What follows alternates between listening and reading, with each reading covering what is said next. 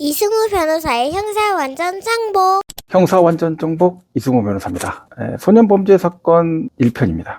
자, 소년범죄에서 가장 위험한 착각과 오해, 부모님들의 표정과 시선에서 드러나는 가장 위험한 착각들이 있습니다. 우리 애 문제예요. 이렇게 생각하신다는 거죠. 자, 소년범죄 사건을 맡아서 부모님과 상담을 시작하면 아이가 바뀌면 될 텐데, 아이가 좀 문제가 생겨서 문제가 우리 아이한테 있는데, 저는 이 인식 구조가 재범을 부를 수 있다라고 생각합니다. 왜요? 구조가 해결되지 않았기 때문에 그렇습니다. 이 소년 범죄는요, 범죄가 사실은 전체적으로 그럴 수가 있습니다.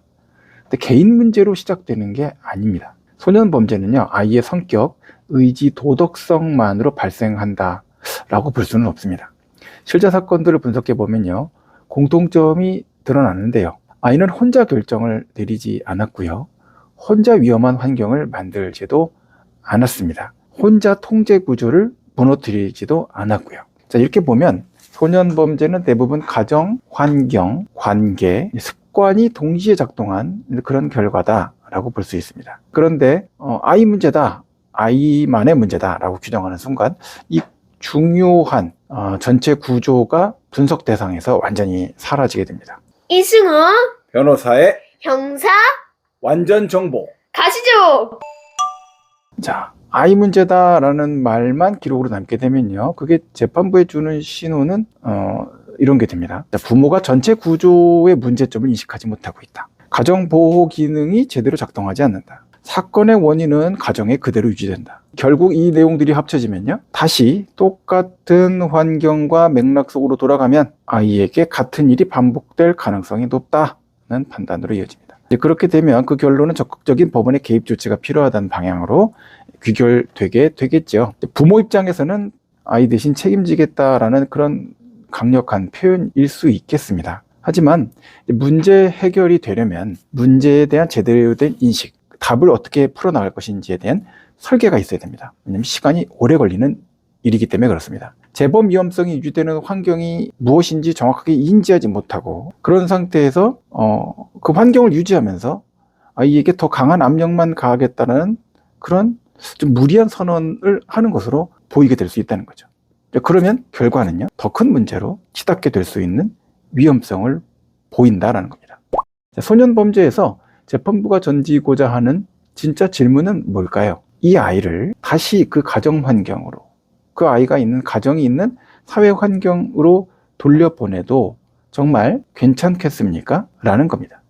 이 질문에 답하기 위해서 재판부는 아이보다 먼저 부모, 가정, 지역 사회의 구조를 봅니다. 부모는 상황을 정확하게 이해하고 있는가? 부모는 감정이 아니라 구조로서 대응할 준비가 되어 있는가? 통제와 보호가 실제로 작동하고 있는가? 이 질문에 제대로 답하지 못하면 아이가 아무리 반성을 해도 결과는 쉽게 달라지지 않습니다. 아이 문제, 이렇게 생각하는 프레임에서 벗어나야 길이 보이는 겁니다. 소년범죄에 대해서 가장 먼저 바꿔야 할 말은 뭐냐? 우리 아이 문제입니다가 아니죠. 우리 아이를 둘러싼 사회 환경과 맥락과 관계와 가정 상황 구조에 문제가 있었습니다. 라는 인식입니다. 이 한 문장의 차이가 대응 방향을 완전히 바꿀 수 있죠. 아이를 혼낸다, 이런 곳에서 환경을 함께 재설계하는 그런 단계로 부모를 이동시키게 됩니다. 그리고 이때부터 부모의 행동 하나하나가 양형 자료가 되기 시작하고요, 그의 영향을 받은 아이의 변화가 양형 자료가 되기 시작합니다. 자, 그러면 부모님께서 지금 당장 점검해야 될 세 가지는 뭘까요? 자, 이 세 가지인 것 같아요. 첫째, 아이가 혼자 머무는 질은 없는가? 방문 잠그거나 방 안의 컴퓨터, 부모의 시선이 전혀 닿지 않는 스마트폰 디지털 환경, 또 통제는 말로만 존재하고 있는 것은 아닌지, 하지마, 이런 거 하면 안 돼, 그런데 실제 차단하는 구조는 없는, 그냥 믿고 맡기는 상태가 반복되고 있는 것은 아닌지, 또는 부모의 감정이 구조를 대신하고 있는 것은 아닌지. 자, 불안한 마음 생기죠. 누구나 다 그렇습니다. 불안장애 시대 아닙니까?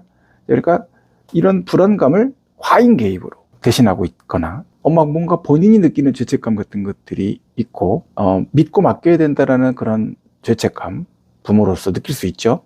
그것이 자칫 중대한 방임 상태로 아이를 내몰고 있지는 않는지.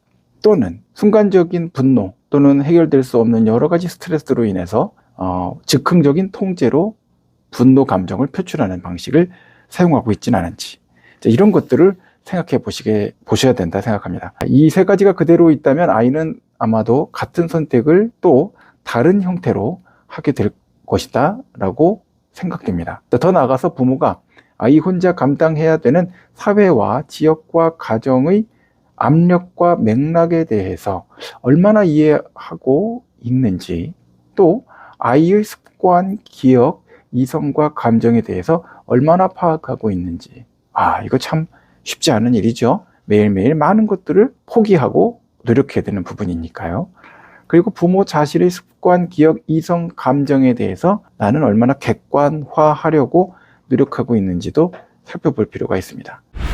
자, 소년 범죄에서 부모는 조력자가 아닙니다. 변호사가 해결해 주겠지, 전문가가 고쳐주겠지, 이렇게 부모님들이 자신을 위치시키는데요. 그것만 갖고는 해결이 안 됩니다. 현실은 다르죠.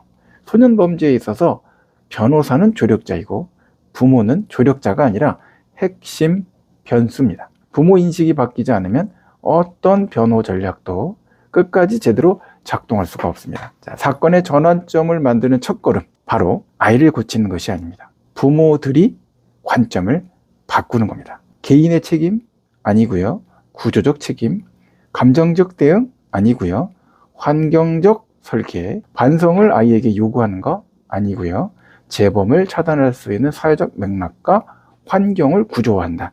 자, 이렇게 전환이 이루어질 때 비로소 사건은 아이 인생의 끝이 아니라 전환점이 되고요, 가정에도 큰 전환점이 됩니다. 자, 이런 인식 전환을 전제로 해서 소년범죄 가정의 공통 구조를 좀 더 짚어보는 내용으로 다음번에 찾아오도록 하겠습니다. 자, 그럼 지금까지 형사 완전 정복 이승우 변호사였습니다. 안녕. 이승우 변호사의 형사 완전 정복.